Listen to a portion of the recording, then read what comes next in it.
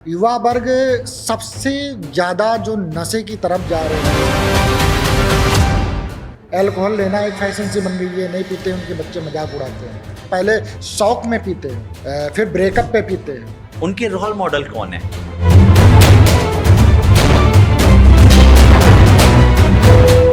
फिल्मों में देखोगे कि व्यक्ति जो है सिगरेट पी रहा, धुआं उड़ा रहा है, तो कहीं ना कहीं आप तो गुरुकुल और कॉलेज में इन दोनों में क्या मतलब कंपैरिजन कैसे करेंगे आप? देखिए, एक बात कहूंगा, गुरुकुल और कॉलेज का कहीं से कोई कंपैरिजन नहीं है। आए दिन औरतें अपने पति को मार दे रही हैं। सोनम का केस हुआ। वो लड़की सोनम, उसको किसी ने बंदूक नहीं लगाया था। अगर उसको नहीं विवाह करना था तो उसको स्पष्ट मना कर देना चाहिए था। जो विवाह करने जा रहे हैं, अगर आपको समझ में नहीं आ रहा है तो कृपया किसी के प्रेशर में विवाह मत करिए। छोटे छोटे कपड़े पहनना, कम उम्र में ही बॉयफ्रेंड बना लेना, ये हमारी भारतीय संस्कृति में ऐसा कहीं इस तरह का रहा नहीं, कहीं कोई चर्च हुआ नहीं। जीवन इसलिए नहीं मिला है कि तुम घूमो, मस्ती करो, मौज करो, पैसा कमाओ, खाओ पियो। बोले क्यों मिला? गवर्नमेंट ने यहाँ की कॉरिडोर को लेकर के काफी सारे प्लान शेयर किए हैं। तीर्थों को तीर्थ ही रहने दीजिए। जहां योग सिखाया जाता था, अब वहां संयम छोड़ के लोग वहां दारू शराब पी रहे हैं। लेकिन मेरा सवाल है कि जाति पूछ करके उसको मारा गया। सनातन की परंपरा में किसी भी व्यक्ति का चोटी काटना, ये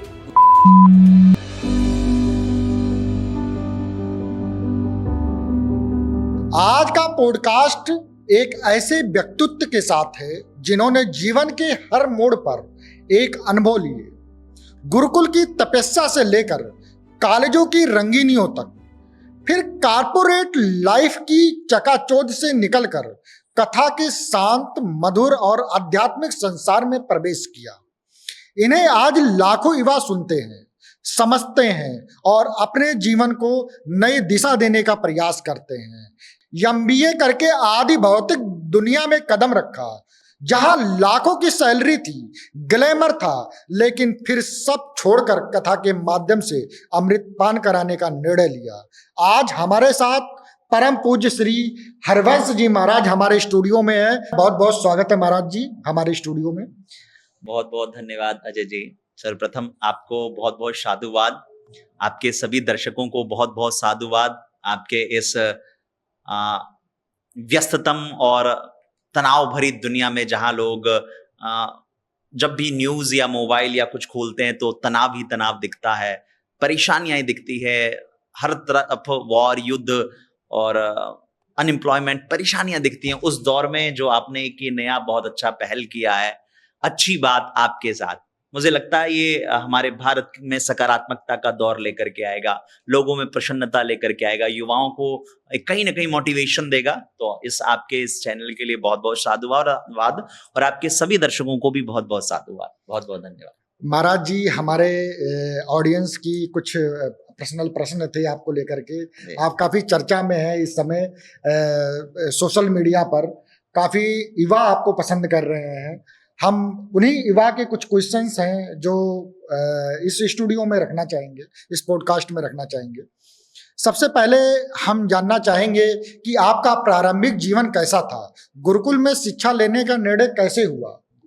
बड़ा, मेरे लिए ये प्रश्न बड़ा मार्मिक है, बड़ा भावुक है। मेरे पूज्यपाद दादाजी, आदरणीय स्वर्गीय श्री श्याराम मिश्रा जी, बड़े अच्छे और सरकारी नौकरी में थे। मेरे पूज्य पिताजी बहुत अध्ययन करते रहे, बहुत योग्य रहे, लेकिन किसी कारणवश उनकी सरकारी नौकरी नहीं लगी। तो उस दौर में फिर वो इंट्रोवर्ट हो गए, थोड़ा अध्यात्म की तरफ आ गए और उनका वृंदावन आना हुआ। और वृंदावन आना हुआ तो उस दौर में जब यहाँ बहुत सारी चीजें नहीं थी, ये चकाचौंध नहीं था, तब ब्राह्मण कुल में जन्म लेने की वजह से और परम पूज्य संतों का सानिध्य मिलने की वजह से लगा कि संस्कार कहाँ से प्राप्त हो। तो ये निर्णय, गुरुकुल में जाने का निर्णय मेरा नहीं था। इसका मैं पूरा श्रेय मेरे पूज्यपाद माता पिता, अपने गुरुजनों को ही प्रदान करता हूँ कि उन्होंने ही यहाँ वृंदावन का एक बड़ा अच्छा विद्यालय है, धर्मसंघ संस्कृत महाविद्यालय, और जो परम पूज्य स्वामी करपात्री जी महाराज द्वारा स्थापित है, हमारे पूज्यपाद गुरुदेव रहे श्री राजवंशी द्विवेदी जी महाराज, उनके द्वारा मेरी गायत्री दीक्षा हुई। और मैं इसको अपना सौभाग्य मानता हूँ कि मुझे गुरुकुल में अध्ययन करने का अवसर मिला, क्योंकि गुरुकुल में संस्कार के साथ साथ समाज, राष्ट्र के प्रति जो एक भावना, कर्तव्य का बोध होता है, और जीवन का मूलभूत उद्देश्य है, वह मुझे वहां जानने का अवसर मिला। इसलिए मुझे लगता है कि हर व्यक्ति को कहीं ना कहीं गुरुकुल में अध्ययन करना चाहिए। और पहले तो भारत में गुरुकुल की परंपरा थी, अब जाके थोड़ा एक कॉन्वेंट की परंपरा स्टार्ट हुई है। इसलिए बेसिक एजुकेशन लोगों को थोड़ा बहुत गुरुकुल में जरूर लेना चाहिए। और अगर जो बच्चे नहीं भी ले पा रहे हैं तो उनको मुझे लगता है समर वेकेशन में या जब भी टाइम मिले एक आध महीने तो गुरुकुल में बताइए, जहां आपको हमारे भारत की जो परंपरा है, ऋषि परंपरा है, आर्य परंपरा है, जहां गुरु और विद्यार्थी अध्ययन करते हैं, गुरुदेव पढ़ाते हैं, विद्यार्थी अध्ययन करता है, जहां शिक्षा का कॉमर्शलाइजेशन नहीं है, जहां गुरुदेव की भावना होती है। एक गुरु ही होता है जो जिसकी भावना होती है दुनिया में सर्वत्र विजयी हो, लेकिन अपने शिष्य से पराजित हो। ऐसी ऐसी विचारधारा जो भारत की संस्कृति की रही है, वहां जरूर बच्चों को गुरुकुल में अध्ययन करना चाहिए। मेरा सौभाग्य है कि मुझे गुरुकुल में पढ़ने का अवसर मिला एंड आई फील प्राउड। मैं इस बात को बहुत प्राउडली कहता हूँ। महाराज जी, कभी गुरुकुल में रहते हुए आपने कभी सोचा था कि हमें कॉलेज में भी जाना होगा और ऐसा कुछ MBA करना होगा और फिर धर्म जगत में आना होगा, ऐसा कुछ प्लानिंग के साथ में थी या फिर अचानक से ही सब कुछ हुआ? इसमें मैं एक चीज बताऊंगा आपको, ये मेरा मैं सच ही कह देता हूं, क्या छुपाना, क्या कैमरे पे झूठ बोलना। सत्यता यही है कि गुरुकुल में जब पढ़ने गया तब थोड़ा पारिवारिक स्थिति बहुत अच्छी नहीं थी। आर्थिक संसाधनों का बड़ा अभाव था। एक छोटे से कमरे में रहते थे हम सब लोग, सारे चारों भाई बहन, नाती, माता पिता, सब लोग एक कमरे में ही। अब घर बड़ा है, ऋषि रसोई अलग है, सारी चीजें, तब छोटा सा ही था। तो उसमें अध्ययन करते थे, रहते थे। तो जब गुरुकुल में रहते थे तो वहां रहने में के बाद कभी कभी गुरु आज्ञा से समय निकाल करके जब बाहर जाते थे घूमने, तो जब बाहर के थोड़ा बच्चों को एक बचपना समझिए, मन समझिए, कि जब देखता था अंग्रेजों के बच्चों को या अच्छे लोगों के भी बच्चों को बढ़िया अंग्रेजी बोलते हुए या उस समय दौर में बाहर घूमते, नॉलेज लेते, तो मेरे मन में भी कहीं ना कहीं रहता था कि थोड़ा हम भी दुनिया को देखें, थोड़ा दुनिया को जाने समझें। और इस भाव से मैं मन में था कि कभी कॉलेज में तो जाऊं। But it was a dream for me, एक ड्रीम था मेरे लिए जो शायद भगवत कृपा और गुरु कृपा से ही पॉसिबल हुआ। इस बात को क्यों कहूं, हाँ उस समय मन था। अब दुनिया में देखने का, दुनिया जानने का मन नहीं है, लेकिन हाँ उस समय मन था कि थोड़ा कभी अच्छी शिक्षा मिले और भारत के और अंतर्राष्ट्रीय स्तर पे जो MBA का एजुकेशन है या जो व्यापार का एजुकेशन या जो भी है उसको भी लेना चाहिए, ये मेरे मन में था। लेकिन बाद में भगवत कृपा से संभव हो गया। महाराज जी, गुरुकुल में जाने के बाद, गुरुकुल से निकलने के बाद जब आप कॉलेज में गए, तो गुरुकुल और कॉलेज में, इन दोनों में क्या मतलब कंपैरिजन कैसे करेंगे आप? कैसा रहा अनुभव कॉलेज का और गुरुकुल का, कैसा रहा? देखिए, एक बात कहूंगा, गुरुकुल और कॉलेज का कहीं से कोई कंपैरिजन नहीं है। ऐसे समझिए जैसे कि कहाँ कांच कहाँ मणि। वैसे मैं कॉलेज का कोई बुराई नहीं कर रहा हूँ, एक कहावत है, नो नॉलेज विदाउट कॉलेज। सबको कॉलेज में जाना चाहिए, पढ़ना चाहिए। बट गुरुकुल की जो परंपरा है ना, वो एक कहीं ना कहीं उसमें कहीं ना कहीं माँ वाली फीलिंग आई। माँ की तरह, जैसे माँ अत्यधिक प्रेम लाड़ करती है, वो फीलिंग रही। अपनी अपनी जगह दोनों सही हैं, अपने अपने स्थान पे दोनों सही है। लेकिन गुरुकुल और अगर कॉलेज में मैं आज के टाइम पे एक अंतर बताऊं आपको, तो मैं सत्य बताऊं, आज गुरुकुल से निकलने के बाद भी जो हमारे गुरुजन रहे, जिन्होंने हमको जो कुछ भी अध्ययन कराया, वो हमेशा हमारे मुझसे सवाल करते थे, चर्चा करते थे, तो यही पूछते थे, कैसे हो बेटा, कहीं कोई दिक्कत तो नहीं, कहीं कोई आवश्यकता तो नहीं, कैसा चल रहा है जीवन, यही कोई समस्या हो तो बताइए, मैं हेल्प करूं। वो हमेशा एक उनके अंदर एक केयरिंग की भावना रहती थी, एक कंसर्न रहता था कि हमारा बेटा कैसा है, हरिवंश कैसा है, ये फीलिंग रहती थी। कॉलेज में गया तो वहां दुनिया का ज्ञान हुआ कि दुनिया जो है वो आपके प्रति कंसर्न नहीं रहेगी। दुनिया आपके प्रति तभी तक कंसर्न रहेगी जब तक आप उसके उनके काम के मतलब के रहेंगे। वो उनको मतलब रहता था कि भाई टाइम पे फीस आपकी भरी कि नहीं भरी, आपको आपका इंटर्नशिप हुआ कि नहीं हुआ, आपको जॉब लगी कि नहीं लगी, उनका मेन कंसर्न। वैसे मेरे जो कॉलेज के भी जो फैकल्टीज थे वो भी बहुत अच्छे रहे, बहुत बढ़िया रहे। पर मैं एक बात बता रहा हूँ कि प्राय मैंने देखा कॉलेज और गुरुकुल में अगर एक अंतर देखा जाए तो गुरुकुल क्या है, वहाँ कमर्शलाइजेशन नहीं है, वहाँ एक भावना है कि शिष्य कैसे निरंतर आगे बढ़े, प्रगति करे, तरक्की करे। कॉलेज में एक ये है कि वहाँ पे लोगों को हायर किया जाता है ये कि सोच करके कि भैया तुम ज्यादा एडमिशन लेके आओ और उस एडमिशन से आपको कुछ ना कुछ कहीं ना कहीं एक परसेंटेज या कमीशन दिया जाएगा। तो आप सोचिए, जहाँ शिक्षा में भी जब व्यापार की भावना आ जाए तो शिक्षा का स्तर कहीं ना कहीं गिरता चला जाएगा। तो ये बड़ा अंतर रहा पर मुझे लगता है कि अब समझिए, भले वहां उस समय आपके साथ कॉलेज में आप दर्शकों के साथ भी, आप जो युवा देख रहे हैं, आपके साथ भी ऐसा हुआ होगा कि आप कॉलेज में आप जब गए तो वहां आपसे सिर्फ फीस के बारे में ज्यादा या उनको अपनी चीजों से ज्यादा मतलब रखा गया। तो इसको कृपया केवल और केवल यह मत सोचिए कि कॉलेज ठीक नहीं है। सत्यता यह है कि एक युवावस्था में, किशोरावस्था में कॉलेज आपको ये चीज सिखा दे रहा है कि ये जो हम आपके साथ व्यवहार कर रहे हैं ये तो शुरुआत है, दुनिया ही आगे जाके ऐसा करेगी। दुनिया तभी तक आपको पूछेगी जब तक आप उसके मतलब के रहेंगे, काम के रहेंगे, आप पैसा देते रहेंगे, तभी तक। तो इसको भी अपने अपना एक परसेप्शन है, दृष्टि है, कैसे लेते हैं, बट बहुत बड़ा अंतर है। वहां शिक्षा के साथ साथ आपके संस्कारों पर ध्यान दिया जाता है। कॉलेज में सिर्फ आपको स्किल डेवलपमेंट या आप कोई विद्या सीख, आप कोई नॉलेज सीख लें, आप कोई हुनर सीख लें, कोई स्किल सीख लें जिससे आप अच्छे से धनोपार्जन कर पाए। पर गुरुकुल में धनोपार्जन भले कम हो, लेकिन आपका चरित्र, आपका व्यक्तित्व, आपका जीवन, आपका वाणी, आपका व्यवहार, समाज के प्रति, माँ पिता के प्रति, राष्ट्र के प्रति जो कर्तव्य का बोध है, ये गुरुकुल में सिखाया जाता है। इसलिए मैं गुरुकुल को चयन करना पसंद करूंगा, लेकिन फिर भी मेरा मानना है कि दोनों अपनी अपनी जगह सही है। एमबीए के दौरान बहुत सारे ऐसे दोस्त मिले होंगे जिनकी बहुत गलत लत भी होती है, क्योंकि कॉलेजों में आज के डेट में दारू, शराब, सिगरेट पीना, नशे, तरह तरह के नशे करना, ये आम बात हो गई है आज के डेट में। कॉमन सी बात रही है, कॉमन सी बात हो गई है। तो क्या आपको उन दोस्तों के साथ में कभी टकराव नहीं हुई, या कभी उनके साथ में अगर आप रहे तो उनके साथ में ऐसा कभी मन नहीं किया कि ऐसा कुछ करना चाहिए, ऐसा कभी मन नहीं किया, आपका मन डाइवर्ट नहीं हुआ? नहीं, देखिए क्या होता है कि आपकी अपब्रिंगिंग कैसी होती है इसी पे पूरा निर्भर है। आपकी परवरिश कैसी रही, आपका बेस कैसा रहा। अब मेरा समझिए, मेरा जो बेस रहा, मेरे पूज्य माता पिताजी दोनों भजनानंदी हैं। मेरे घर में आज तक मैंने कभी प्याज लहसुन बनते नहीं देखा, नॉनवेज तो बहुत दूर की बात है। मेरे घर में कभी मेरे माता पिता उन्होंने कभी किसी प्रकार का कोई अल्कोहल या कोई किसी प्रकार का सिगरेट आदि का सेवन मैंने तो आज तक अपने आसपास में भी नहीं देखा।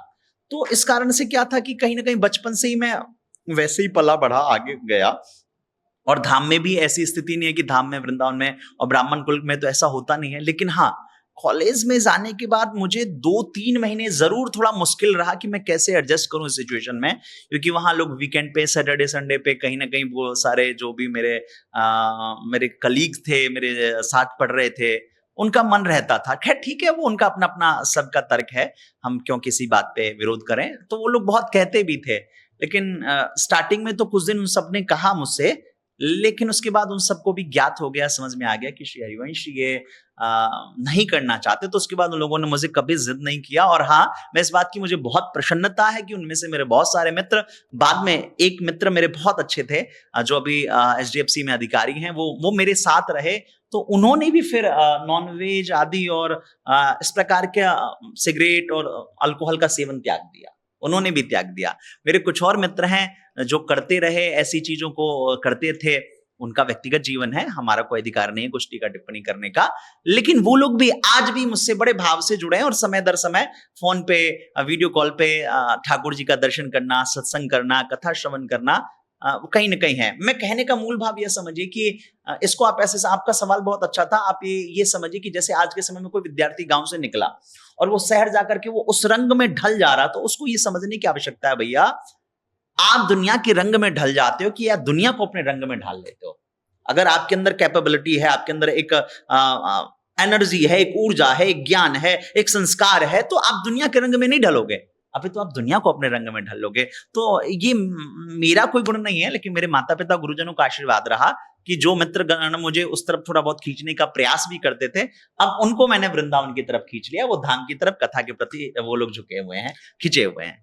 महाराज जी, अभी एक केस स्टडी आई हुई है जिसमें जनरली जो बताया गया है उस केस में कि आज की जो युवा है, युवा वर्ग सबसे ज्यादा जो नशे की तरफ जा रहे हैं, सिगरेट पीना, अल्कोहल लेना, ये कॉमन सी बात होगी। ये पहले बच्चे करते नहीं है, घर से, गांव से आते हैं अपने शहर की तरफ, और शहर में वो शिक्षा लेते हैं, बड़े बड़े कॉलेजों में एडमिशन लेते हैं, लेकिन वहाँ पर सिगरेट पीना एक फैशन सी बन गई है, अल्कोहल लेना एक फैशन सी बन गई है। नहीं पीते उनके बच्चे मजाक उड़ाते हैं। पहले दूसरों के पैसे की पीते हैं, धीरे धीरे वो फिर आदत सी लग जाती है, खुद के पैसे की पीना चालू कर देते हैं। धीरे धीरे आज बहुत सारे माइग्रेन के केसेस आ रहे हैं, डिप्रेशन का शिकार होते हैं, पहले शौक में पीते हैं, फिर ब्रेकअप पे पीते हैं, ठीक है। तो ये एक नशा एक ऐसा चरम सीमा पर इस समय चल रहा है। ऐसे युवाओं को क्या संदेश देना चाहेंगे इसके आज हम चाहेंगे कि हमारे पॉडकास्ट के माध्यम से आप ऐसे युवाओं को बताएं कि नशा एक्चुअल में कि क्या किस तरह का पॉइजन है जो हमारे शरीर को हार्मफुल करता है, माइग्रेन की बीमारी फैलाता है, बहुत सारी बीमारियां इससे आ रही हैं जो युवाओं में आजकल ज्यादा देखने को मिलता है। ये सवाल बहुत अच्छा किया आपने, और मुझे लगता है कि मुझे बहुत प्रसन्नता होगी इस सवाल पे जवाब देने में, अपना भाव रखने में। सबसे पहली बात आपने कहा कि जो है बच्चे बाहर जाते हैं, कॉलेज में पढ़ते हैं, और पढ़ने के बाद वो सिगरेट में, शराब में, दारू में उनका इंटरेस्ट बढ़ता है। पहली बात समझिए कि आखिर ऐसा होता क्यों है, क्योंकि आप समझिए कि पहले के अनादिकाल में ऐसा नहीं होता था। बच्चों के इंस्पिरेशन कौन है, उनके रोल मॉडल कौन है? अगर किसी भी बालक के उसका रोल मॉडल उसके माता पिता होंगे, उसके गुरु होंगे, या स्वामी विवेकानंद होंगे, तो मैं मानता हूं कभी भी कोई बच्चा दारू, शराब, सिगरेट में नहीं जाएगा। अब उनके रोल मॉडल कौन है? कुछ तथाकथित अभिनेतागण या अभिनेत्रीगण जो फिल्मों में अच्छा काम करते हैं, दिखाते हैं, समाज को अच्छा संदेश देते हैं, लेकिन व्यक्तिगत जीवन में उनके व्यक्तित्व में जाके देखिए तो भाई क्या कहना। जब जिनको आप रोल मॉडल मानते हैं, जब वो क्या कहते हैं, आजकल मोबाइल में गेमिंग ऐप आने लगा है, उसको प्रमोट करते हैं, खेलो और जीतो, यानी जुए का लत लगाते हो, सट्टा का लत लगवाते हो, या जो कहते हैं ना वो एक गुटखे का एडवर्टाइज करते हो, या जो दारू शराब का एडवर्टाइज करते हो, आप जब उनको रोल मॉडल मानोगे और फिल्मों में देखोगे कि व्यक्ति जो है सिगरेट पी रहा है, धुआं उड़ा रहा है, तो कहीं ना कहीं आप इन्फ्लुएंस होगे। आप एक समझिएगा, युवाओं के ऊपर सबसे बड़ी एक समस्या है जो किशोरावस्था होती है, 15 वर्ष से लेकर 25 वर्ष की अवस्था तक। उस समय में व्यक्तियों का जो एक डिसीजन मेकिंग रहता है युवाओं का, वो बहुत जल्दी इन्फ्लुएंस हो जाते हैं, बहुत जल्दी इन्फ्लुएंस हो जाते हैं। तो इसलिए मेरा सबसे पहले मैं निवेदन करूंगा युवाओं से भी, माता पिताओं से भी, कि अपने बच्चों के प्रेरणा स्रोत अच्छे लोगों को बनाएं। रोल मॉडल अच्छा हो। अगर जीवन में रोल मॉडल अच्छा होगा, अगर वो जो युवा है वो रतन टाटा साहब को अपना रोल मॉडल मान लें, धीरू भाई अंबानी साहब को रोल मॉडल मान लें, जो पॉलिटिशियन बनना चाहते हैं वो किसी अच्छे श्री नरेंद्र भाई मोदी हो गए, या श्री राजीव गांधी जी थे, या श्री योगी आदित्यनाथ जी, इस तरह के जो अच्छे पॉलिटिशियन, इनको आप अच्छे लोगों को रोल मॉडल मानिए ना, आपका बिल्कुल ध्यान नहीं जाएगा दारू शराब की तरफ।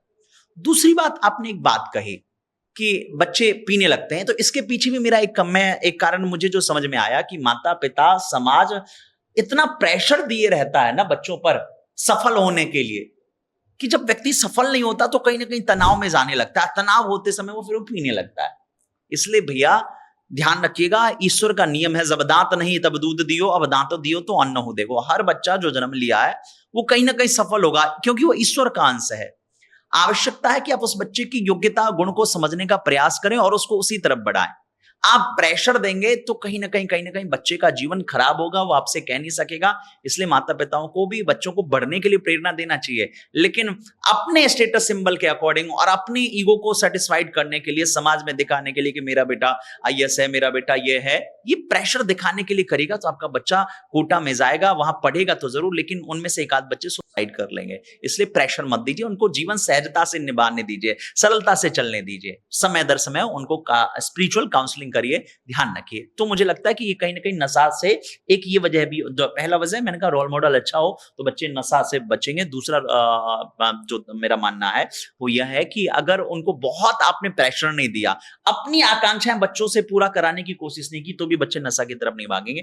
तीसरा, आपने एक बात बहुत अच्छी कही, ब्रेकअप वाली बात। आप ऐसा समझिए कि आदमी क्यों किसी तरफ अटैच होता है, क्योंकि कहीं ना कहीं वो अपनी बात, दिल की बात खुल के अपने माता पिता से नहीं कह पाता, अपनी बहनों से नहीं कह पाता, अपने पारिवारिक जनों से किसी कारण से नहीं कह पाता, क्योंकि वहां उतना फ्रीडम नहीं है, उतनी स्वतंत्रता नहीं है। हम लोग भी अपने समय अपने पिताजी से बहुत डरते थे, बड़ा भय खाते थे। खैर आज भी भय खाता हूं मैं तो अपने पिताजी से, और खैर खाना भी चाहिए भय, यानी प्रतिष्ठा में, इज्जत में अगर आप किसी की इज्जत करते हैं तो वहां एक बड़ा गहना है कि आप उस व्यक्ति से भय खाएं, एक हेजिटेशन रखें। पर ऐसा भी नहीं कि अपने दिल की बात ना कह पाए। उस समय में बच्चे क्या करते हैं, मेल फीमेल की तरफ, फीमेल मेल की तरफ जाने लगती है। ध्यान रखिएगा, मैं यहां आपको कहूंगा प्यार जीवन में सही जगह करिए, सही व्यक्ति से करिए, सही व्यक्तित्व से करिए। प्यार उससे नहीं कि हाँ ठीक है कोई आकर्षण आया और क्रश आया और आप प्यार कर लिए। ध्यान रखिएगा, अगर आपने ऐसा किया तो मैं बात दावे के साथ कैमरे पे कह रहा हूं, जो लड़का या लड़की आज आपको बहुत भाव से और आपको दिखा के आई लव यू कह रहा है या आई लव यू कह रही है, ध्यान रखिएगा जैसे उसकी जरूरतें पूरी हो जाएंगी या आप उसके लायक नहीं रहे, 15 दिन बाद, 15 दिन का मतलब 2-3 महीने बाद, वो लड़की या लड़का आपको आई लव यू से कब आई लीव यू कर जाएगा आपको पता भी नहीं चलेगा। इसलिए प्लीज, प्यार बहुत संवेदनशील विषय है, इसको बहुत सोच समझ के, जान के अच्छे से करिए। वैसे कहते हैं प्यार कब हो जाए पता ही नहीं चलता, लेकिन फिर भी मेरा मानना है प्यार करिए, माता पिता के साथ, खुद से करिए, अपने जीवन के विजन से करिए, अपने जीवन के लक्ष्य से करिए, अच्छी चीजों से करिए, तो कभी आप गलत मार्ग पे नहीं जाएंगे। इसलिए मुझे लगता है कि अगर ये सही रहा तो भी व्यक्ति फिर ब्रेकअप होगा ही नहीं, क्योंकि हमारे भारतीय परंपरा में, यहाँ की संस्कृति में ब्रेकअप नाम का कोई शब्द ही नहीं है, अंग्रेजी शब्द है। आप जैसे समझिए कि विवाह होने के बाद, क्या आपने हिंदू में कोई शब्द सुना है तलाक? अंग्रेजी वर्ड है डाइवोर्स और उर्दू वर्ड है तलाक, हिंदियों का कोई ऐसा भाव नहीं है। इसलिए मेरा मानना है कि युवाओं से भी मैं बहुत आग्रह करूंगा, भैया ये जीवन एक बार मिला है, दुर्लभो मानुषो देहो देही नाम क्षण भंगुरा, ये जीवन मिला है, इसको सफल बनाइए। और सफल कैसे बनाइएगा? लव योरसेल्फ, अपने करियर से, अपने जीवन के विजन से प्यार करिए। और जब जीवन के विजन से प्यार करिएगा तो कहते हैं ना, एक म्यान में दो तलवार नहीं रह सकती, तो जब आप सफलता की तरफ ध्यान देंगे तो फिर आप नशे की तरफ तो ध्यान ही नहीं दे पाएंगे। और नशा करना है तो नशा करिए ना, किसने मना किया, लेकिन नशा करिए तरक्की का, पॉजिटिविटी का, सक्सेस का, अचीवमेंट का, माता पिता के गौरव को बढ़ाने का। अगर आप ऐसा करते रहे तो आप 1000 गुना आप सफल होंगे, ध्यान रखिएगा। और ध्यान रखिएगा जितने भी सफल लोग रहे हैं वो नशा नहीं करते हैं, ध्यान रखिएगा। आप केस स्टडी उठा के देख लीजिए जी। बहुत अच्छा लगा महाराज जी, आपने ऐसा बहुत अच्छा आंसर दिया। जी। और महाराज जी, एक अभी बहुत केस ऐसे सुनाई देते हैं इस समय, अभी बैक टू बैक, अगर आप सुनते होंगे, अभी न्यूज में बहुत ज्यादा ट्रेंड में चल रहा है कि आए दिन औरतें अपने पति को मार दे रही हैं। ऐसा केस अभी आपने रिसेंट में बैक टू बैक सोनम का केस हुआ, उसके बाद अभी सीमा वाला केस आया सामने, अभी जस्ट अभी कुछ दिन पहले एक अनिरुद्धाचार्य जी के जो यहाँ पर एक केस आपने सुना होगा, वो वाला भी। तो ऐसा केस क्यों हो रहा है गुरुजी? अभी तक तो ये बोला जाता था कि बेटी बचाओ बेटी पढ़ाओ, आज बेटियां मर्डर कर रही हैं, अब बेटा बचाओ, अब बेटा बचाओ, ऐसा आ रहा है स्थिति। तो इसके बारे में आप क्या कहना चाहेंगे हमारी जनता से? मैं फिर इसके लिए यही कहूंगा, देखिए संस्कारों का होना बहुत आवश्यक है। अगर वो लड़की सोनम, उसमें अगर संस्कार दिए गए होते सही से, तो भैया उस पे किसी ने बंदूक रखे, मैंने देखा विवाह में कि उसको किसी ने बंदूक नहीं लगाया था। अगर उसको नहीं विवाह करना था तो उसको स्पष्ट मना कर देना चाहिए था। वो मंडप से उठ के जा सकती थी, ज्यादा से ज्यादा क्या होता, समाज के 2-4 लोग जो थे वो गाली देते या अपमानित करते। लेकिन उस लड़की ने कितना बड़ा महापाप किया। समझिए कि कोई नया व्यक्ति, राजा इंदौर का, उसके माता पिता जो उससे अत्यधिक स्नेह प्रेम करते थे, उसका जीवन खत्म हो गया। अब सोचिए जरा, मैं महिला स्पेशली लड़कियों से मैं बात कहूंगा कि जिस हमारे भारत के संविधान में लड़कियों के लिए सिक्योरिटी के लिए अच्छे अच्छे कानून बनाए गए हैं, महिलाओं को तवज्जो दिया जाता है, उनको उनके लिए आरक्षण का विधान है, और धर्मशास्त्रों में भी कहा गया है यत्र नार्यस्तु पूज्यन्ते रमन्ते तत्र देवता। लेकिन अब उस दौर में आकर के जहां महिलाओं का पूजा हम लोग करते रहे, अभी भी करते हैं और आगे भी करेंगे, लेकिन अब जब ऐसी घटनाएं घटने लगेंगी कि हनीमून पे गए, वहां उनको मार दिया, नीले ड्रम में काट के डाल दिया, तो ऐसी चीजें होंगी तो क्या होगा?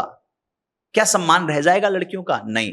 इसलिए मैं सबसे पहले तो सभी लड़कियों से, जो भी मेल फीमेल जो देख रहे हैं, जो विवाह करने जा रहे हैं, भैया मैं उनसे एक बात हाथ जोड़ करके निवेदन करूंगा, अगर आपको समझ में नहीं आ रहा है तो कृपया किसी के प्रेशर में विवाह मत करिए। नहीं समझ में आ रहा है, नहीं मत करिए, करिएगा खराब होगा। दूसरा, माता पिता से भी निवेदन करूंगा, अपने बच्चे बच्चियों से विवाह के लिए बात करिए। अगर उनको नहीं समझ में है तो मत करिए। ऐसा करके आप अपनी इज्जत बचाने के लिए 2-2 परिवारों को उजाड़ देंगे, 2-2 परिवार छोड़िए, आप स्वयं भी उजड़ जाएंगे। इसलिए ऐसा मत करिए। लेकिन इन सब के बीच में अब आप समझिए, जहां संस्कार होगा, जहां कर्तव्य का ज्ञान होगा, जहां प्रेम का मतलब क्या है, कर्तव्य, दया, दान, त्याग, जहां ये ज्ञान होगा, वहां कोई कैसे कर सकता है? क्या प्रेमी आदमी कभी किसी का मर्डर कर सकता है? हाथ कांपेगा, नहीं कर पाएगा। हम तो आज भी किसी के प्रति गलत बोलने से पहले 10 बार सोचते हैं, डरते हैं। इसके पीछे बस ऐसा समझिए कि संस्कारों का अभाव, और दूसरा लोग अपने एम्बिशन को पूरा करने के लिए, धन प्राप्ति करने के लिए कुछ भी कर गुजरने के लिए तैयार है। पहले का एक दौर था। मैं इसको उदाहरण से ऐसे समझाऊंगा, जब आप हमारे गांव में दूध देने आता था तो दूध देता था, तो दूध देने के बाद भी वो थोड़ा सा और दे देता था। या आप भी कभी सब्जी लेने गए होंगे तो आपने देखा होगा कि वो धनिया या हरी मिर्ची अपनी तरफ से दे देता था। क्यों? क्योंकि उस सब्जी वाले को, उस दूधिया को ज्ञान है कि भाई मैं कहीं कम ना दूं, मेरा धर्म है, मैं न्याय करूं। तो समझिए ये जो ज्ञान है, अब आज के समय में क्या हो रहा है, अब लोग कम देने लगे हैं, मतलब वो कटौती करने लगे हैं। तो भैया संस्कार अगर होगा तो ऐसी घटनाएं नहीं घटेंगे। इसलिए संस्कार दीजिए, अपने रूट से जोड़िए, अपने कल्चर से जोड़िए और सही डिसीजन लीजिए। और याद रखिएगा, समझाइएगा, जो उनके भाग्य में है वो कोई छीन नहीं सकता, और जो जबरदस्ती प्राप्त करना चाहते हैं तो उनके पास जो होता है वो भी चला जाता है। इसलिए एम्बिशन को इतना बड़ा मत बनाइए कि जिस एम्बिशन के लिए किसी का मर्डर करना पड़े, जहां जमीर बेचना पड़े। ये कहीं से भी गलत है। मेरा मानना है कि इसके पीछे एक बड़ी वजह यह भी है कि हम सब लोग कहीं ना कहीं अध्यात्म से विमुख हो रहे हैं, धर्म से विमुख हो रहे हैं, कर्तव्य से विमुख हो रहे हैं। इसलिए ऐसी घटना घट रही है और इस घटना का मैं पूरी तरीके से निंदा करता हूं और सबसे आग्रह करूंगा, कृपया इस घटनाओं से सीख लें और समाज में सही दिशा मिले। इसके लिए इन विषयों पे अवश्य चर्चा करें, विवाह से पूर्व जरूर बात करें। महाराज जी, आपने संस्कार की बात किया। संस्कार में आपने देखा होगा कि जनरली आज की जो यूथ हैं, जो आज के बच्चे हैं, बेटियां हैं, छोटे छोटे कपड़े पहनना, कम उम्र में ही मोबाइल चलाना, कम उम्र में बॉयफ्रेंड बना लेना। क्या ऐसे पेरेंट्स को आप क्या बताना चाहेंगे? देखिए, इसमें दो शब्द आपने बोला, छोटे वस्त्र पहनना और बॉयफ्रेंड बनाना। ये दो समझिए, ये दो पाश्चात्य संस्कृति से निकल के आया है। वहाँ का जो एटमॉस्फेयर है वो अलग रहता है। एटमॉस्फेयर के हिसाब से लोग वहाँ यूरोप आदि में लोग सूट पहनते थे कि वहाँ अब लोग यहाँ गर्मी में विवाहों में भी पहनने लगे। तो जो लोग फॉलो करते हैं तो ऐसा होने लगा है। बाकी मेरा अब मानना है कि ये रही बात बॉयफ्रेंड गर्लफ्रेंड का, ये हमारी भारतीय संस्कृति में ऐसा कहीं इस तरह का रहा नहीं, कहीं कोई चर्च हुआ नहीं, कहीं कोई शब्द हमने कोई पुराने समय में ऐसा देखे कहीं नहीं है। ये भी पाश्चात्य संस्कृति से कहीं ना कहीं निकल के आया और लोग इसको कर रहे हैं। मेरा मानना है कि ये एक समय के साथ ही, एक उम्र के साथ, एक अनुभव के साथ हो तो ठीक है। हाँ, अब बड़ा चिंता का विषय है कि छोटे छोटे बच्चे जिन्होंने 10वीं नहीं पूरी की, 12वीं नहीं की, 8 साल के हैं, 10 साल के हैं, वो भी अब गर्लफ्रेंड बॉयफ्रेंड के चक्कर में पड़ रहे हैं। तो भैया ये तो पूरा जीवन बर्बाद करने जैसा है। क्योंकि आप समझिए, अब मैं देखिए, समय थोड़ा बदल रहा है, इसलिए मैं आपको यहाँ कहूंगा 8-10 साल का बच्चा अगर गर्लफ्रेंड बॉयफ्रेंड के चक्कर में पड़ रहा है तो कहीं ना कहीं बर्बादी होगा। लेकिन हाँ, मैं भी पहले इस मामले में बहुत अच्छा वैसा मेरे विचार नहीं थे, लेकिन जैसे जैसे दुनिया को देखा, जाना, समझा। अभी हाल में एक मूवी देखी थी मैंने कुछ दिनों पहले, 12th फेल, जहां मैंने देखा कि एक लड़की ने एक सामान्य से लड़के को इतना मोटिवेट किया कि वो व्यक्ति भारत के में IAS का एग्जाम निकाल के और वो अच्छे अधिकारी बन गए। अच्छे, आज भी अच्छा व्यक्तित्व है उनका। तो मेरा मानना, देखिए, अगर सही प्रेम है तो व्यक्ति का तो विकास होगा, लेकिन अगर प्रेम की आड़ में वो शारीरिक भोग की कामना रखे या शारीरिक इच्छाओं को पूरा करना चाहे या प्रयोग करना चाहे, तो फिर पूरी तरीके से नरक के द्वार खुल रहे हैं।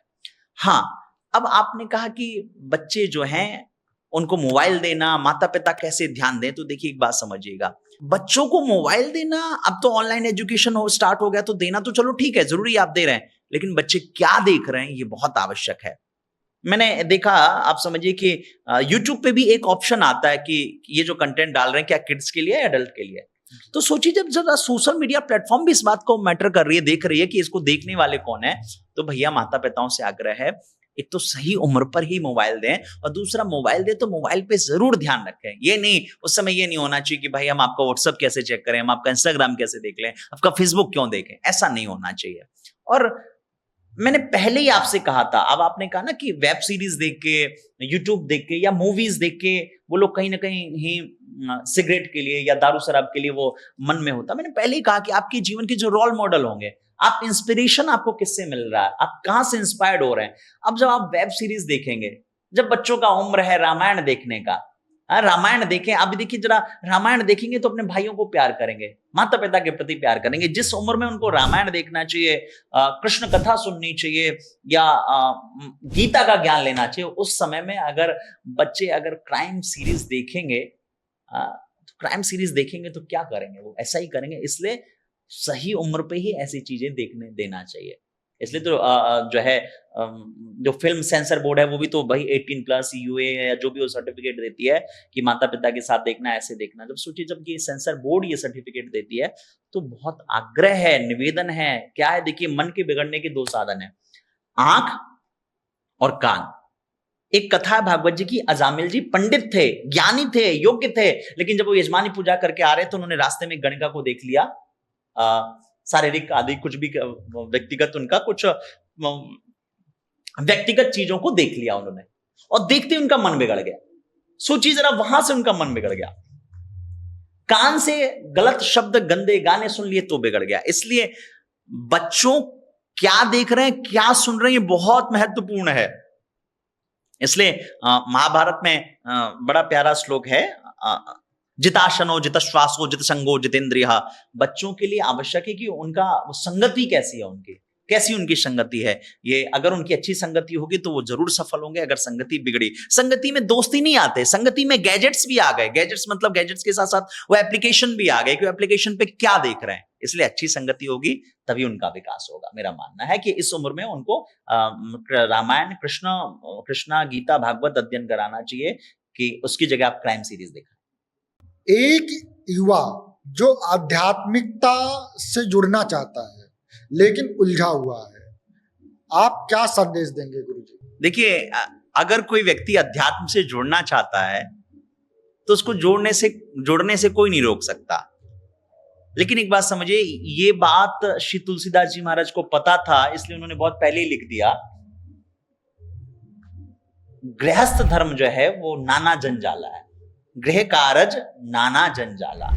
एक बार जब आप दुनिया में आ जाते हैं, गृहस्थ में आ जाते हैं, तो आपकी जिम्मेदारियां इतनी ज्यादा हो जाती हैं कि कहीं ना कहीं आप फिर उन्हीं जिम्मेदारियों को पूरा करने में, उन जरूरतों को पूरा करने में आप कहीं ना कहीं फंस जाते हैं और फिर आप कर नहीं पाते। ये तो बहुत एक बेसिक सी बात है, हाँ ये पता है। लेकिन इन सब के बीच में भी अगर आपके मन में भाव है कि आपको अध्यात्म से जुड़ना है, तो एक बात ध्यान रखिएगा, ठाकुर जी से प्रार्थना करिए, राधा रानी से प्रार्थना करिए। आप मन में भाव रखिए कि मुझे जुड़ना है, ठाकुर जी स्वयं ही बुला लेंगे।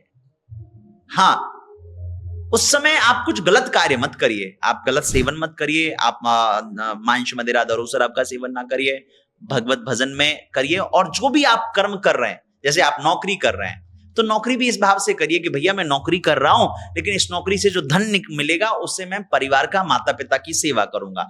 यही करना आपकी भक्ति हो जाएगी।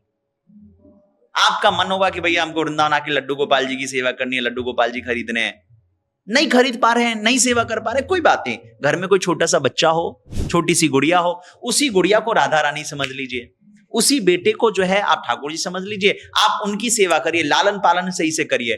मैं सही बता रहा हूं, ये आपका कर्म ही कब धर्म बन जाएगा, कब भक्ति बन जाएगी और कब आध्यात्मिक हो जाएंगे आपको पता नहीं चलेगा। लेकिन जैसे जैसे आप धर्म की शरण में आएंगे, ठाकुर जी स्वयं आपको बुला लेंगे धाम में।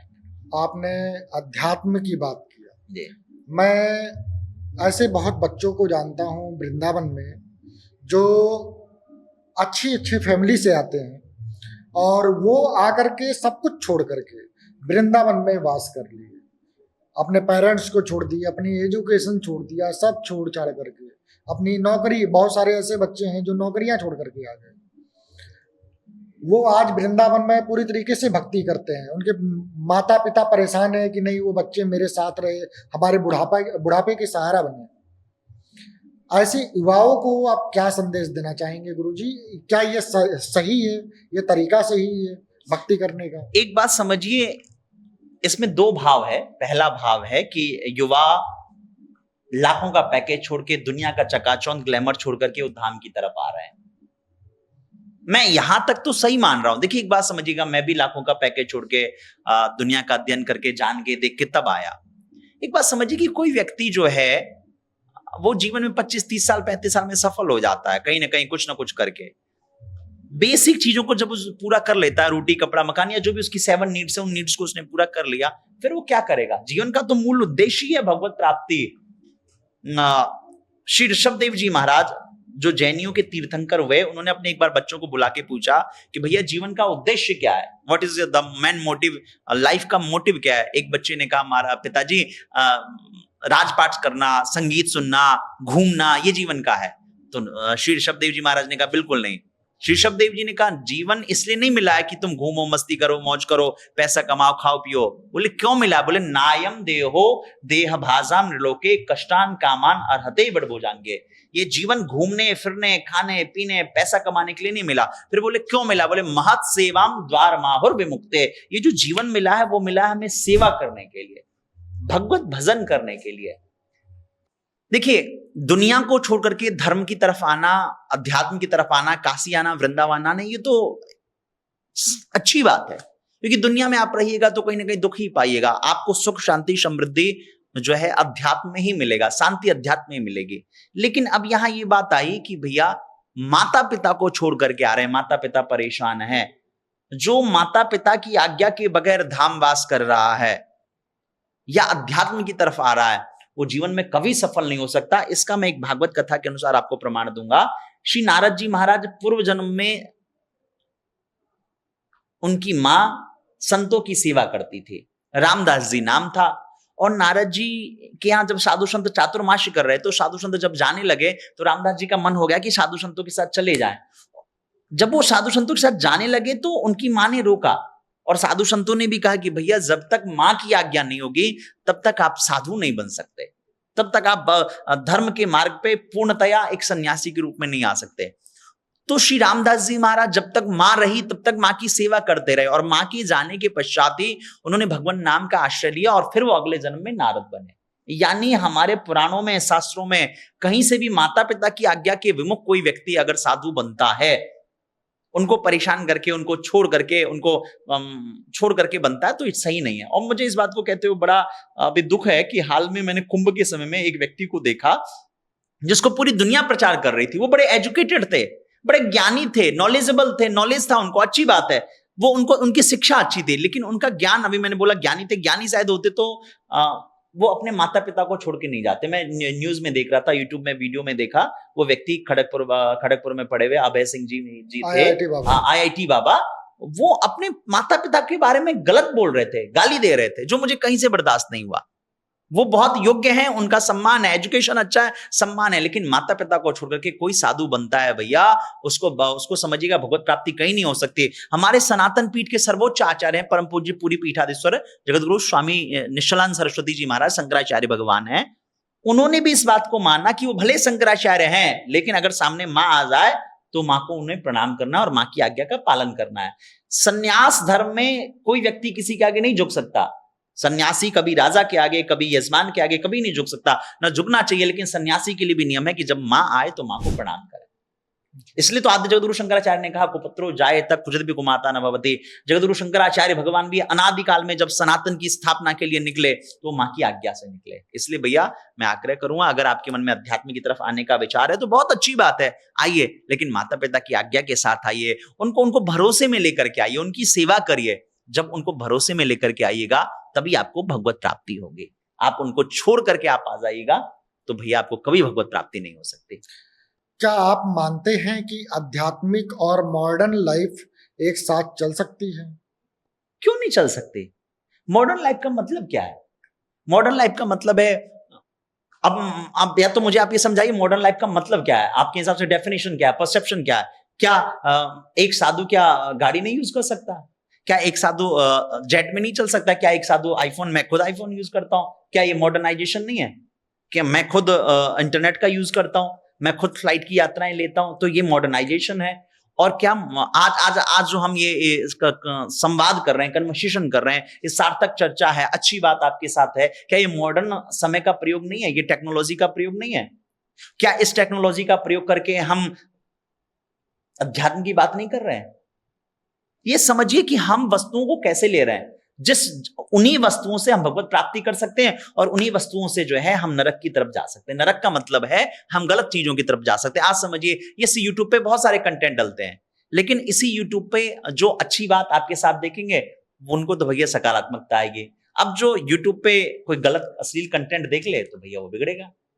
ये हम पर निर्भर है कि हम कैसे ले रहे हैं वस्तुओं को। इसलिए मेरा पूर्णतया मानना है मॉडर्न वे में भी आप भगवत प्राप्ति अध्यात्म का मार्ग चयन कर सकते हैं। हाँ, लेकिन ध्यान रखिएगा, मॉडर्नाइजेशन क्यों आवश्यक है, ये कैमरा ये माइक क्यों आवश्यक है, क्योंकि मैं भगवान की बातें अध्यात्म की बातें आप तक पहुंचा सकूं। इसलिए नहीं कि कैमरे में माइक में फोन में गाड़ी में मेरी आसक्ति हो जाए। मॉडर्न चीजें आवश्यक है, जरूरत है, लेकिन हम उनके बिना ना रह पाए तो बेकार है। जैसे समझिए कि कई लोग होते हैं वो भैया दुनिया वो गाड़ी में वो नहीं चलते, अबे तो उनके दिमाग में गाड़ियां चलती हैं कि ये गाड़ी ले लें वो गाड़ी ले लें। ये ऐसा नहीं होना चाहिए।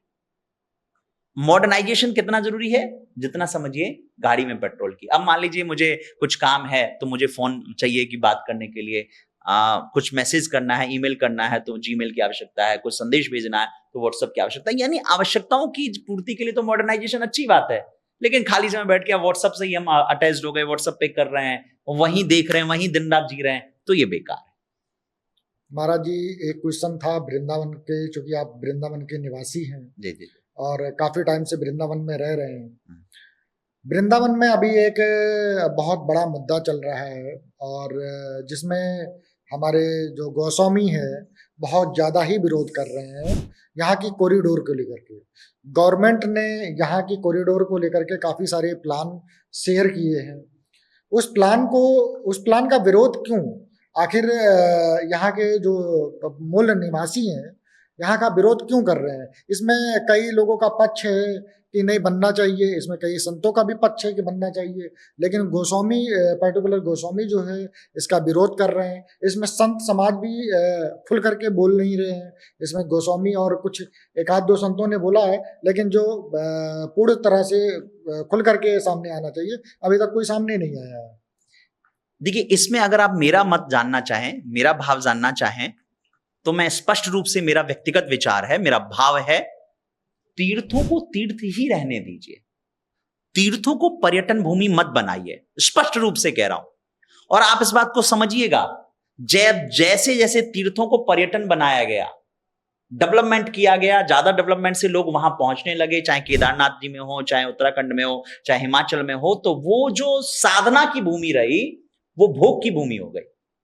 जहां योग सिखाया जाता था, अब वहां संयम छोड़ के लोग वहां दारू शराब पी रहे हैं। इससे प्रकृति का ह्रास हो रहा है। इसलिए तीर्थ को तीर्थ रहने दिया जाए। हाँ, तीर्थों में विकास आवश्यक है, तीर्थों में डेवलपमेंट आवश्यक है, तीर्थों में दर्शनार्थियों के लिए, श्रद्धालुओं के लिए व्यवस्थाओं का होना जरूरी है। आप समझिएगा, मैं स्पष्ट रूप से कह रहा हूं, मेरी भावना को अगर आप समझने का प्रयास करें, तीर्थ तीर्थ रहेंगे तो तीर्थ की गरिमा बनी रहेगी। आज तीर्थों में आप जाकर के देख लीजिए, मैं शब्दों का प्रयोग नहीं करना चाहूंगा, तीर्थों में भी अब ऐसा लगने लगा है जैसे कि ये धाम नहीं है, ये कोई मुंबई बेंगलुरु पुणे जैसा शहर है जहां राह चलते हुए बच्चियों को देख लेता हूं सिगरेट पीते हुए, तो बड़ा कष्ट होता है। क्या ऐसे विकास की चर्चा है? नहीं, ये गलत है। आपको जानकारी होनी चाहिए कि इस मामले में मैं जैन समाज को धन्यवाद दूंगा। जैन समाज का एक स्थान है झारखंड में, कहीं गिरिडीह के पास पार्श्वनाथ जी की एक स्थली है, उसको भारत सरकार ने पर्यटन स्थान घोषित कर दिया। और वाहरे जैनियों, उनका देखिए, मैं उन महाराज जी को प्रणाम करता हूं। वो जैन संत थे जो अनशन पे बैठ गए और उन्होंने अपना पूरा जीवन त्याग दिया। अनशन में उन्होंने शरीर को त्याग दिया और जैनियों में ऐसी क्रांति आई कि सब भारत सरकार को निर्णय वापस लेना पड़ा। बोले हमारा तीर्थ है, इसको आप टूरिस्ट मत बनाइए, क्योंकि टूरिस्ट बनाइएगा तो यहाँ पे जो साधना है, जो भाव है, वो खत्म हो जाएगा। तो वृंदावन में अब बात आई वृंदावन की, आप हम कॉरिडोर पे चर्चा करते हैं, वृंदावन में बात आई।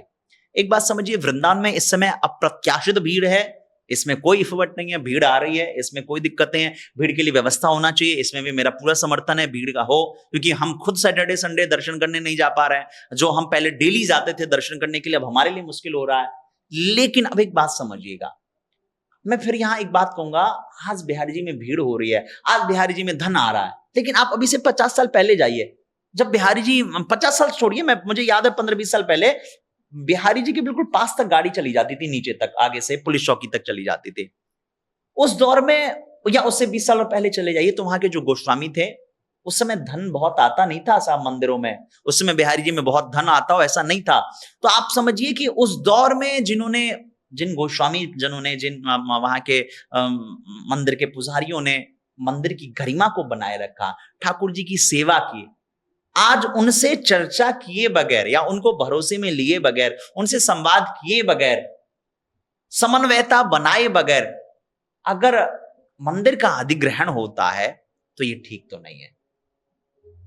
ये ठीक नहीं है, मेरा व्यक्तिगत मानना है। सरकार को संवाद करना चाहिए, संवाद के साथ इस विवाद को खत्म करना चाहिए।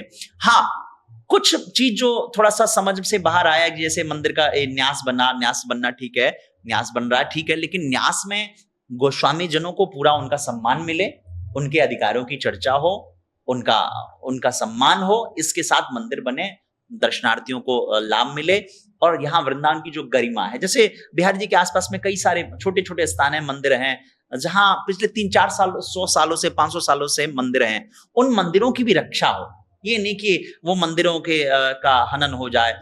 जैसे 1-2 ठाकुर जी वहां, श्री पूज्य श्री फलारी बाबा महाराज जी हैं, उनके ठाकुर जी कई सौ वर्ष पुराने हैं, और भी 1-2 ब्रजवासी गोस्वामी हैं, उनके ठाकुर जी 300-400 साल पुराने हैं, उनका भी सम्मान हो। कहीं ना कहीं सबके साथ कुछ निर्णय निकाला जाए और फिर कॉरिडोर बनाया जाए, तब मेरा पूरा समर्थन है। लेकिन हाँ, जो गोस्वामी जो 100-200 साल से पूजन करते, 500 साल से पूजा करते आए हैं, आज ना बिहारी जी में पैसा भैया, उस दौर में जब नहीं था तब क्या?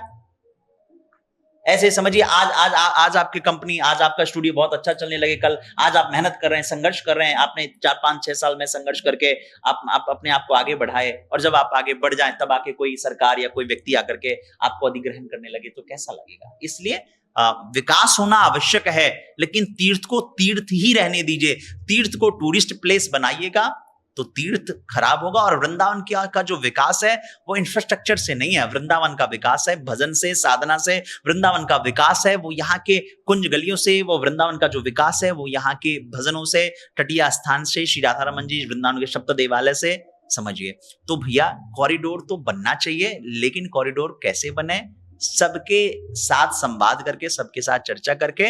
और मेरा पूर्ण विश्वास है हमारे प्रदेश के जो मुख्यमंत्री हैं आदरणीय योगी आदित्यनाथ जी महाराज, वो धर्म के तो जीते जागते स्वरूप हैं। किसी दिन वो बैठ के चर्चा करेंगे, गोस्वामियों से बात करेंगे, सारा ये जो भी विवाद है वो एक मिनट में समाधान हो जाएगा, ऐसा कुछ नहीं है। हाँ, अभी हाल में मुझे एक जानकारी हुई कि वृंदावन में ब्रज तीर्थ विकास परिषद बना है, जो ब्रज के लिए कार्य कर रहा है। परम पूज्य श्री प्रेमानंद जी महाराज जी के गुरु जी पूज्य श्री मोहित महाराज जी महाराज जी ने बताया कि ब्रज तीर्थ विकास परिषद, मुझे जानकारी नहीं थी, बताया कि ब्रज तीर्थ विकास परिषद जो वृंदावन के लिए कार्य कर रहा है उसमें कोई ब्रजवासी नहीं है। तो आप कल्पना करिए, देखिए जो बाहर से अधिकारी आ रहे हैं वो डेवलपमेंट तो बहुत अच्छा कर देंगे, इंफ्रास्ट्रक्चर तो बहुत अच्छा बना देंगे, नॉलेज तो उनके पास बहुत होगा, लेकिन क्या वो ब्रज की संस्कृति से परिचित होंगे? नहीं होंगे। इसलिए जरूरी है कि ब्रज के कुछ ब्रजवासियों को साथ में जोड़ा जाए और ब्रजवासियों को लेकर के तब फिर भैया कॉरिडोर की बात की जाए।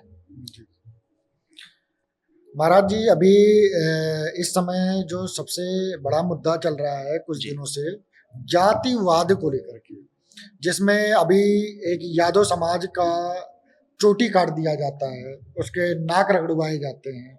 और अभी 2 दिन पहले की भी केस है, एक ऑटो ड्राइवर जो बिहार में जा रहा था, उसको एक थानेदार हारन मारता है, बाइक से जा रहा था, हारन मारता है, वो साइड नहीं दे पाता क्योंकि जगह नहीं होती है, और कुछ दूर जाकर के वो साइड देता है। उसके बाद थानेदार सामने से आकर के बाइक रोक करके उसे थप्पड़ मारता है, थप्पड़ मार करके उसे नाक रगड़वाता है, उसे ले जाकर के थाने में बहुत पीटता है। फिर बाद में उसके ट्रांसफर हो जाती है, सॉरी, उसको जो है बर्खास्त, कानूनी कार्रवाई होती है। लेकिन मेरा सवाल है कि जाति पूछ करके उसको मारा गया, और जाति पूछ करके ही इटावा का जो घटना है, जाति पूछ करके उसे मारा गया, तो जातियों पर इतनी राजनीति क्यों हो रही है? और क्या भारत इस तरह से हमारा हिंदू राष्ट्र बनेगा जब हम जातियों में इस तरीके से बटे रहेंगे?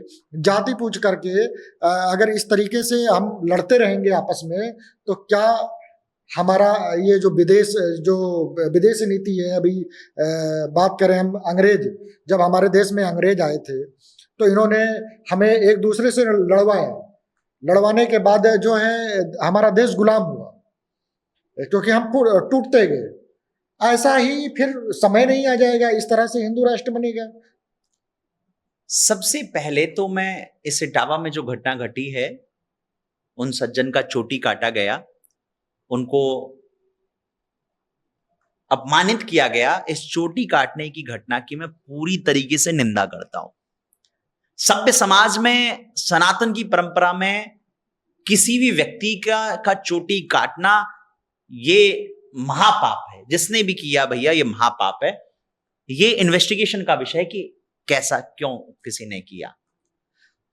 दूसरी बात, अब आपने चर्चा की जातिवाद की, ये जातिवाद, इस पे देखिए मेरा मानना है कि एक बड़े अच्छे संत हुए जैनियों के, अब नहीं रहे, परम पूज्य श्री तरुण सागर जी महाराज, वो अक्सर अपने सत्संग में कहा करते थे कि भारत में अगर सत्संग किया जाए तो सत्संग की आवश्यकता है राजनेताओं को, नेताओं को सत्संग किया जाए, पॉलिटिशियनों को सुधारा जाए, क्योंकि जिस दिन देश में पॉलिटिशियन सुधर जाएंगे, उन्होंने कहा कथा अब गांवों में, समाजों में नहीं होना चाहिए। उनका कहना था कथा जो है अब विधानसभा और लोकसभा में हो, क्योंकि वहां जो लोग बैठे हैं वो सुधर गए तो समाज सुधर जाएगा।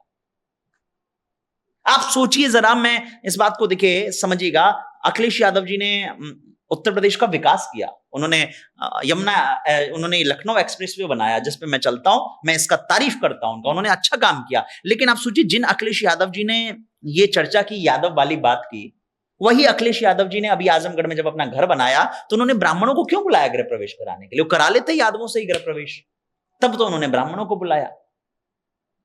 अब देखिए, समझिए जरा, अब यहां एक विषय आपने कहा कि कथा, शायद ये भी एक प्रश्न था कि कथा करना, उनका करना सही था या नहीं। हाँ, ये अब ये समझिए, मेरा मानना है भैया, जात पात पूछे ही नहीं कोई, हरि को भजे सो हरि को होई। मेरी मां मीरा, उनके गुरु रहे श्री रैदास जी महाराज। रैदास जी आपको पता है चतुर्थ वर्ग से आते थे, वो चमड़े का कार्य करते थे, लेकिन मीरा ने उनको गुरु बनाया, श्री रैदास जी महाराज को। तो भैया, कथा करना, सुनना, कहना, ये समाज का अपना व्यक्तिगत अधिकार है। कोई किसी से कथा कराए, हमें इस बात से कोई आपत्ति नहीं है। आप ब्राह्मण से कराएं, क्षत्रिय से कराएं, वैश्य से कराएं, किन्हीं से भी कराएं, ये आपका भाव है, आप करा सकते हैं कथा, ये आपका व्यक्तिगत निर्णय है। मेरा, लेकिन अगर आप शास्त्र की बात करें तो शास्त्र में वर्णन है विरक्तो वैष्णवो विप्रो, जो विरक्त है, जो वैष्णव है, वो विप्र है, वही भागवत कथा करने का अधिकारी है। जो विरक्त हो, यानी उन्होंने सन्यास आदि ले लिया हो, वैष्णव हो, वैष्णव में कोई भी आ सकते हैं, वैष्णव हो या विप्र हो, ब्राह्मण हो, ब्राह्मण कथा करते हैं। सत्संग करना अलग विषय है। सत्संग तो देखिए कोई भी कर सकता है किसी भी जाति धर्म से, लेकिन रही बात कथा की बात ना, तो कथा का अधिकार जैसा शास्त्रों में वर्णन है ब्राह्मणों को करना चाहिए। ये इसलिए समझिए, जैसे आप शादी विवाह आदि कुछ कराते हैं तो आप यज्ञोपवीत कराना हो तो आप ब्राह्मणों को ही खोजते हैं, उस समय तो आप किसी और जगह नहीं जाते। तो ऐसे ही भैया, वो यादव जी कथा करने गए, इस बात से मुझे कोई आपत्ति नहीं है, वो कर सकते हैं कथा। जय यादव जय माधव के नारे लग रहे हैं, मुझे मैं इस बात को भी, ठीक है ठाकुर जी भैया आप कह रहे हो आपके हैं, कह रहे हैं ठाकुर जी सबके हैं, सबके हैं। ठाकुर जी सबरी के भी हुए, ठाकुर जी जो है विदुर जी के भी हुए, ठाकुर जी जो है आपके भी हैं, हमारे भी हैं, सबके हैं, वो उनका कोई भेद नहीं है। लेकिन इटावा वाली घटना में मेरा एक आपत्ति है कि जो कथावाचक थे उन्होंने अपना नाम बदला क्यों? वो अपने नाम के आगे पंडित क्यों लिख रहे थे? वो नाम, उनके पास 2 आधार कार्ड क्यों थे? क्या 2 आधार कार्ड, एक आधार कार्ड में आपका नाम कुछ और है, एक आधार कार्ड में आपका नाम कुछ और है? आपके साथ घटना घटी, मैं इसकी पूरी निंदा करता हूं। किसी भी व्यक्ति को, आपके पास 2 आधार कार्ड छोड़िए, आपके पास 10 आधार कार्ड हो जाए, आप अपना कुछ भी नाम रख लें, आपके साथ मारपीट हुआ, समाज के लोगों ने किया, वो पूरी तरीके से निंदनीय है और सरकार को इस पे कड़ी से कड़ी सजा देनी चाहिए। लेकिन अपनी पहचान छुपा के, मेरा जो ऑब्जेक्शन है वो आइडेंटिटी छुपा के जो वो गए, इससे एक बात समझिए, सामने वाले पक्ष को समझिए, जिसके यहां वो गए आइडेंटिटी छिपा के, ये भैया प्राइवेसी का भी तो खतरा हो सकता है। कल को मान लीजिए आपके घर में कोई व्यक्ति अपनी पहचान छुपा के आ जाए और आकर के कोई क्राइम कर दे, तो कितना गलत होगा। मैं ये नहीं कह रहा हूं कि वो ऐसा करते, लेकिन एक विषय ये भी है कि हमें अपनी पहचान छुपा के अगर हम कहीं जाएंगे और फिर हम गलत काम कर दें, प्राय आपने देखा होगा, घरों में देखा होगा, जो है लोग आते हैं एज ए वर्कर बन के आते हैं, काम करते हैं, बाद में मर्डर करके पैसा लेके चले जाते हैं। तो ये जो पूरा मसला है वो है, संवेदनशील विषय यह है कि भैया पहचान छुपा के जाने की जरूरत क्या थी। आप यादव हैं, आप यादव लिखिए, आप क्षत्रिय, आप क्षत्रिय लिखिए, प्राउड के साथ कहिए मैं भैया मैं यादव हूं, मैं वाल्मीकि हूं, मैं मिश्रा हूं, मैं सिंह हूं, मैं जो हूं, आप प्राउड के साथ लिखिए, हम आपका समर्थन करेंगे, हम आपके साथ खड़े रहेंगे। लेकिन आप पहचान छुपा के जाइएगा तो भैया पूरा विरोध रहेगा। दूसरी बात, बिहार में जो घटना घटी, ये क्यों घटी? क्योंकि ये सब समझिए पूर्वाग्रह से लोग ग्रसित हैं। हमारे देश में जो पॉलिटिशियन है वो बांट रहे हैं लोगों को। अगर वो नहीं बांट रहे होते तो ऐसी स्थिति नहीं आती। समझिए भैया, क्या आप ऐसे समझो जैसे शरीर में सर है, मुख है, पांव है, हाथ है, क्या अगर पैर चला जाए तो क्या हम जी सकेंगे? भगवान वेद में मंत्र है, ब्राह्मणोश्य मुखमासीत बाहु राजन्यकृतः। ब्राह्मण जो है वो भगवान का मुख है, क्षत्रिय जो है भगवान का भुजा है, वैश्य जो है वो भगवान का उदर है, और शूद्र जो है वो भगवान के चरण है। तो और आप सोचिए, जब हम भगवान को प्रणाम करने जाते तो कहां प्रणाम करते हैं? चरणों में ही ना। तो ये सब समाज के सब हमारे भाई हैं। हमारे भारतीय परंपरा में, सनातन की संस्कृति में कहीं से भी दलित शब्द का प्रयोग नहीं है। ये तो राजनेताओं ने आके दलित, महादलित, अति पिछड़ा, ऐसा, भैया सब यहां एक बराबर रहे हैं, सब यहां प्रतिभावान रहे हैं। ये भेद ये नेताओं ने बना दिया, हमारे यहां कोई भेद नहीं था। मेरे यहां तो आज भी जो लोग मेरे साथ जुड़े हैं, काम करते हैं, सबको मैं एक बराबर देखता हूं। इसलिए मेरा मानना है, नेताओं भैया आप सबसे आग्रह करूंगा, युवाओं से भी जो भी इस वीडियो को देख रहे हैं, कृपया इन पॉलिटिशियनों से बच के रहिए। ये पॉलिटिशियन आप में तो भेद करेंगे, घर में फिर उन्हीं ब्राह्मणों को बुलाएंगे, आपको कहेंगे भैया ब्राह्मणों का विरोध करो, फिर उन्हीं ब्राह्मणों को बुलाएंगे। उन पॉलिटिशियन, आप उस दिन उन पॉलिटिशियन की बात में आ जाएगा जिस दिन वो पॉलिटिशियन जो है वो खुद पूजा पाठ, धर्म, अध्यात्म, ब्राह्मणों को पूजना बंद कर दें। इसलिए समाज में आवश्यक है कि अभी समाज में सब जुड़े रहें। हमारा जो सनातन है उसकी भावना है सर्वे भवन्तु सुखिनः, सभी सुखी हो, सभी प्रसन्न हो। ये जो नेता बांट रहे हैं ये बहुत गलत है। इसमें मैं मानता हूं योगी आदित्यनाथ जी ने बहुत अच्छा नारा दिया, बटोगे तो कटोगे। बटोगे तो कटोगे का मतलब ये नहीं है, बटोगे तो कटोगे मतलब आज हम कोई यादव बन जाए, कोई ब्राह्मण बन जाए, फिर कहां से हम सनातनी रह गए, कहां से हम हिंदू रह गए?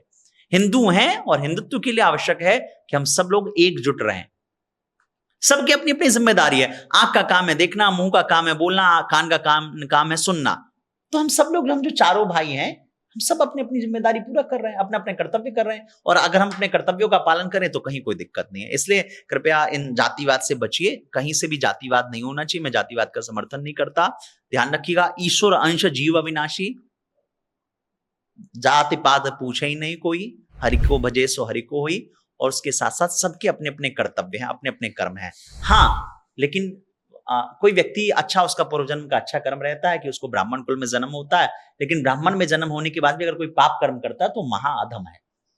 किसी व्यक्ति को जिम्मेदारी मिली है, आज एक बात सोचिए, मैं ब्राह्मण हूं, मेरा काम है कथा करना, लेकिन अगर देश के जवान अच्छे नहीं हो, नौजवान अच्छे नहीं हो, या भारत की सीमा पे जो हमारे आर्मी के जवान हैं, बीएसएफ के जवान हैं, अगर ये अपना धर्म सही से ना पालन करें तो क्या हम कथा कर पाएंगे? क्या हम ऐसे चर्चा कर पाएंगे? संभव ही नहीं है। वो हमसे बड़े महाब्राह्मण हैं, वो हमसे बड़े गुरु हैं। इसलिए सबका अपना अपना कर्म है, कर्तव्य है, उसका पालन करिए। जातिवाद में बिल्कुल मत फंसिए। कहीं कोई जातिवाद की चर्चा कर रहा हो, कहीं आपको कोई भड़का रहा हो, तुरंत पुलिस को कंप्लेन करिए और आप बात रखिए। ऐसा करके भारत को बांटिए मत। पहले ही यहाँ की रिजर्वेशन पॉलिसी ने भारत को कहीं ना कहीं बांटना शुरू कर दिया। आप देखिए, दुनिया के जितने प्रगतिशील और समृद्ध राष्ट्र हैं वो योग्य लोगों को अपने यहाँ उठा करके लाते हैं, चयन करते हैं और उनको आगे बढ़ाते हैं। और हम लोग जातिवाद में फंसे हुए हैं, वो भी इस दौर में 21वीं 22वीं सदी में हम जातिवाद में फंस रहे हैं। ऐसा नहीं होना चाहिए। महाराज जी, आपके जो फॉलोअर हैं वो एक प्रश्न के लिए बड़े बेचैन है। पूछिए। आज मैं उनके शब्दों को आपसे चर्चा करना चाहता हूँ। पूछिए।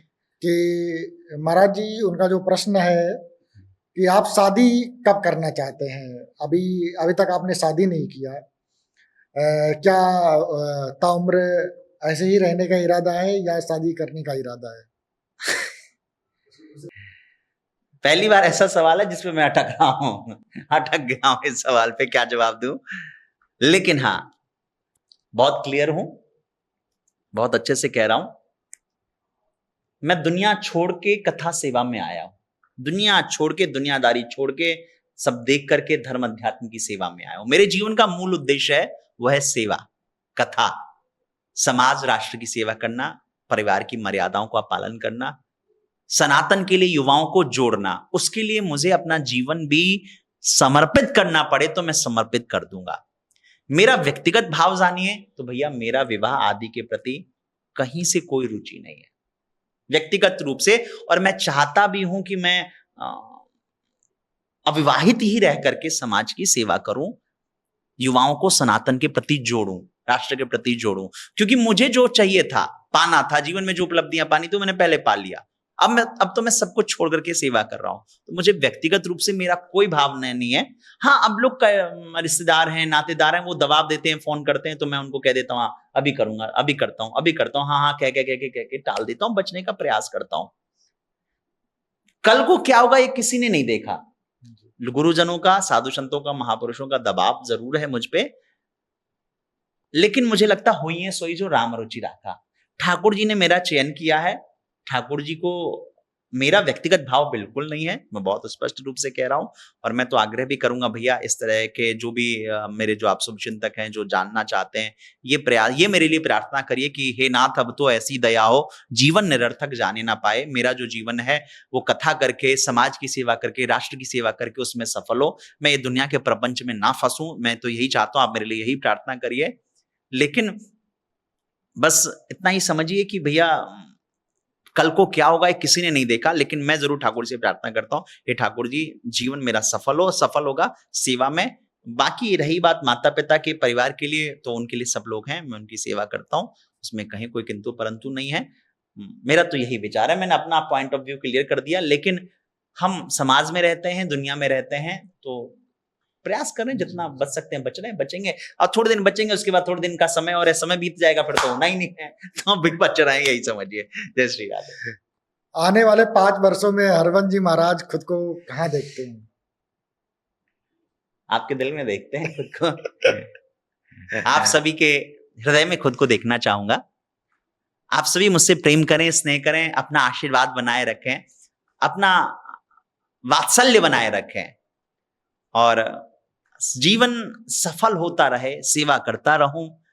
कोई ऐसी आकांक्षा नहीं है मेरे व्यक्तिगत जीवन की कि मुझे बहुत बड़ा कुछ करना है, ऐसा करना है, कोई आकांक्षा नहीं है। चाह गई, चिंता गई, मनवा बेपरवाह, जिसको कुछ नहीं चाहिए वो सच्चा सहंसा।